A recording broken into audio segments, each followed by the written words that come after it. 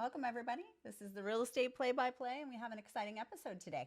The fundamental rules of the game for sellers. Yes. So in our last episode, we talked about all the rules for buyers, which there are many. But today we want to talk about the rules for sellers. Yeah, what not to do if you're going to sell your house. And some of these you might think, well, that's obvious, but it's actually happens quite a bit. Yeah, it's so crazy. And that's the whole idea here, is to give you, the things that may or may not be obvious and make sure that you understand, the game that you're playing in. So I think the top one, if you're going to sell your place, you're thinking to yourself, how am I going to sell my house? I need a realtor. Yeah. Some people think I don't need a realtor and it's for sale by owner. Right. Especially in a market that's, hot and moving quickly, right? People think, well, what could go wrong? Yeah, I could just sell it myself. Or even worse, they do some quick Google searching and they go, well, I found this company that will just put it on the multiple listing service. And then, they'll only charge a very small fee for that. Right. A discount broker. Yeah. And, growing up, when I went shopping with my mom, she would always tell me, you get what you pay for. Yeah. And that is true with real estate as well. Yeah. So, for example, if you hire the Christy Martinelli team, yes, you get what you pay for. We 100%. do full on marketing. We pay for our own photographer, videographer, drone. We do a lot of social media. I can go on and on and on. But it goes back to you get what you pay for. If you're hiring a discount broker or you're deciding to sell it yourself, you're not going to get a lot of those things. And even if it is a seller's market, I think one of the main reasons to hire a realtor, besides marketing, things like that, but another reason is you want to help yourself in the long run from not turning around and getting sued. Yeah.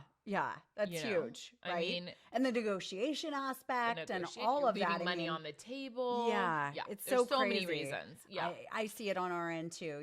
People think that they can just put a for sale sign up and I'm sure they'll get an offer, right? But then they get taken advantage of when that offer tries to negotiate things. And then do they know all the disclosures that need to be done? And really, as a seller, you're holding all the liability. Yeah. You hold all the liability. Yeah. So as a listing agent, all the paperwork that sellers have to sign, even be it boilerplate disclosures, those are to protect sellers. That's to protect you. So long term. Now, anyone can sue anyone, right? We live in the state of California. Anyone can sue anyone. Yeah. The point is, though, if they sue you, do they have a case? Right. And if you've hired an agent who's gotten all the correct paperwork, they're not going to have a case. Right. Not to mention, at the end of the day, your bottom line will probably be higher even after you pay real estate fees by hiring an agent. Correct. Right? I mean, when you're looking at just a numbers perspective, having your property exposed to the most amount of people possible in the best light is going to get you the most amount of competition, and competition breeds the highest purchase price. 100%. So as a seller, don't think that you're getting the best deal by selling it yourself or hiring a discount broker. Yeah, that probably rule number one of things not to do. Hire the best professional that you can find. Interview multiple professionals. Make sure that you're hiring somebody who has a lot of experience, and get that property professionally marketed. So you've signed with a professional realtor. And I think one of the things I think gets missed or overlooked a lot is don't think that you can get away with not having great curb appeal. Yeah. That's a big one. Yeah. And it's not such a obvious. Little thing, right? It is. It's so little, but it's not obvious. So a lot of times when we're selling a property, we go in, if it does not have a floor mat, we put a floor mat, a front door mat in. We put a sign. We'll put something on the door. These little touches to make it feel inviting or welcoming, to show the curb appeal. Yeah. Really does go a long way. Yeah. It's like when you're opening up a gift. Have you ever, like, around Christmas time when you guys play those exchange gifts, and you're trying to pick which gift to get out of all these gifts that people have brought, right? With your friends, and you don't give pick gifts. mine because it's poorly wrapped, I assure you. Right. The gift that is wrapped the best usually gets picked first. Yeah. Which is never mine either, No, mind you. no. We have no time. We have I know. kids. We work full I'm time. like, put some masking tape on it and call it good. Duct tape if I'm in a pinch. But there's something that is goes to say for that, right? So when you're selling a house, if your house is those the best crisp wrapped, corners and symmetrical folds, people want to pick your house. Yes, no, it's true though. Like a gift.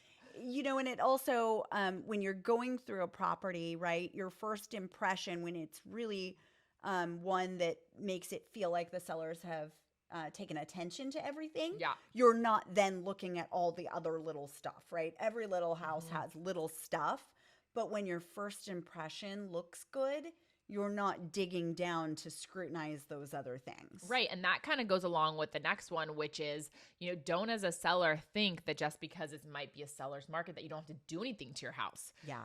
Staging, doing little things here and there can go a long way. I mean, don't go in and think, well, I'm going to renovate my entire house and I'm going to get every penny's worth, because it's hard. Yeah. You have to talk to your realtor on that one. But because you want to spend, and I tell people this all the time, you want to spend cents to make dollars. Right. Like paint will go a long way, and paint 100%. is cheap, right? But you do a full kitchen remodel, you may not get the dollars back with regards to sales price. Right. At least not immediately.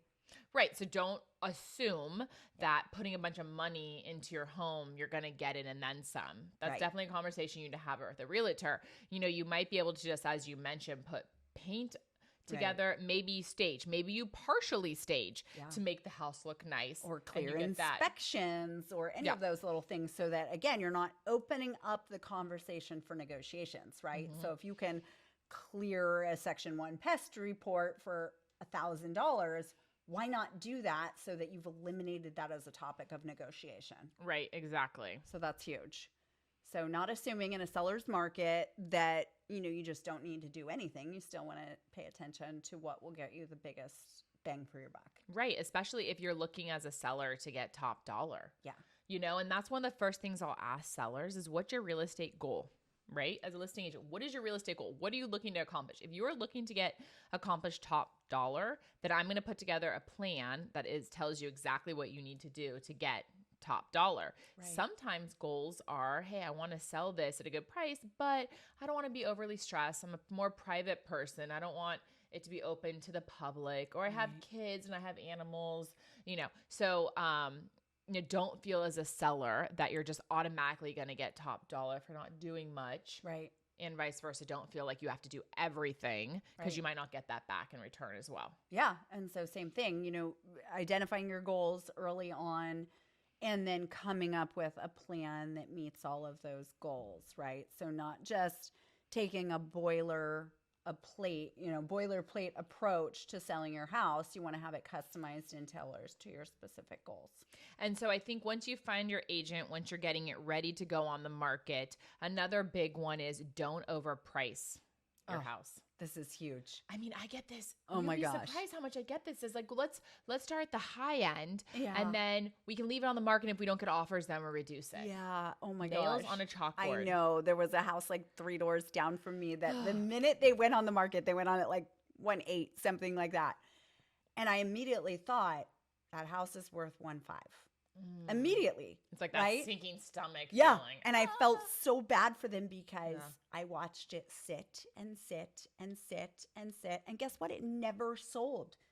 They ended up taking it off the market and renting it, which is so sad, because it was a gorgeous house. It had beautiful views. They had freshly redone everything. And I knew that if they had gone in and listed it at 1.4, they probably would have gotten 1.6.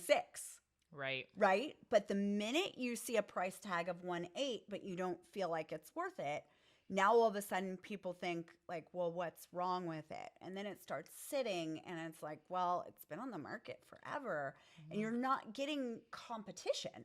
Right.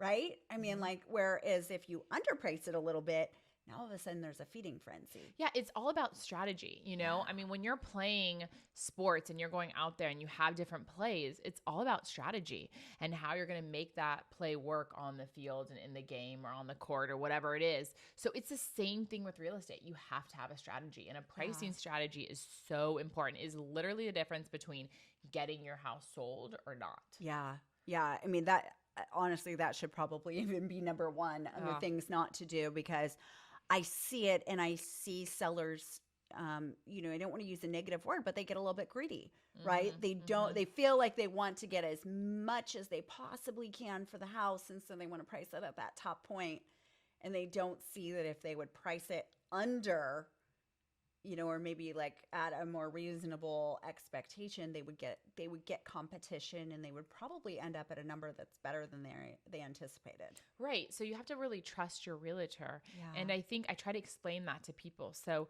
if you're pricing it a little under what the market is, the hope is that you're getting multiple offers, as Danielle mentioned, and it's kind of pushing that price point up higher above what the market value is. Yeah. If you price your home above what the market value is and you don't get an offer and it sits, or maybe you get a lowball offer and you feel opted that you have to take it, or you counter, or maybe you take the higher offer but it gets into escrow and those people feel like we're overpaying and then they back out. Yeah. And your chances of backing out when somebody feels like they're overpaying is really high. Right. And so then you have accrued days on market. Yeah. You're backed out of your escrow. Right. And so you're in such a worse position to try to sell your house at a higher price point. It's like having that scarlet letter, Right. Everybody day one is thinking, why hasn't this house sold?